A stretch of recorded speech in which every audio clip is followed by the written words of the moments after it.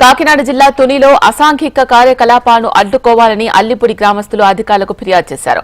తుని నియోజకవర్గంలో విచ్చలవిడిగా బెల్ట్ షాపులు నిర్వహిస్తున్నారని అధికారుల దృష్టికి తెచ్చారు. బెల్ట్ షాపుల్లో అధిక ధరలకు మద్యం విక్రయాలు నిర్వహిస్తున్నారని కోటనందూరు పోలీస్ స్టేషన్లో అల్లిపుడి గ్రామస్తులు ఫిర్యాదు చేశారు.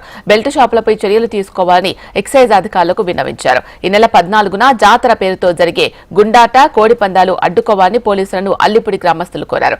బెల్ట్ షాపులు నిర్వహిస్తున్న వారిపై ప్రభుత్వం చర్యలు తీసుకోవాలి అని అల్లిపుడి గ్రామస్తులు డిమాండ్ చేశారు.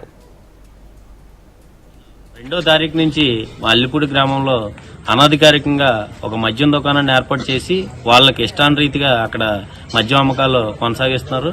ఒక క్వార్టర్ బాటిల్కి 30 రూపాయలు చొప్పున వాళ్ళు అధికంగా ప్రజల వద్ద నుంచి డబ్బులు వసూలు చేస్తున్నారు. అలాగే గతంలో ఈ మద్యం దుకాణాల నుంచి 5-10 క్వార్టర్లు తెచ్చుకొని అమ్ముకునే చిన్న చిన్న వ్యాపారస్తుల మీద వీళ్ళు భయభ్రాంతులకు గురి చేసి వాళ్ళని మేము పాట పెట్టుకున్నాం, మీరు ఎవరో కూడా ఇక్కడ అల్లిపుడిలో మద్యం అమ్మడానికి కుదరదని చెప్పేసానండి.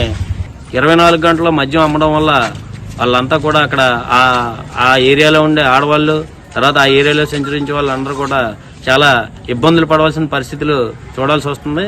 అలాగే స్కూల్కి వెళ్లే దారిలోని ప్రధానంగా జనాలు ఎక్కువగా నివసించే పరిసరాల్లోని ఈ షాపులు ఏర్పాటు చేసి చాలా గ్రామస్తుల్ని, ప్రజల్ని కూడా, ఆడవారిని అందరినీ కూడా చాలా ఇబ్బందులకి గురి చేసే విధంగా వీళ్ళు ప్రతి గ్రామంలోని కూడా ఈ దుకాణాలు ఏర్పాటు చేస్తున్నారు.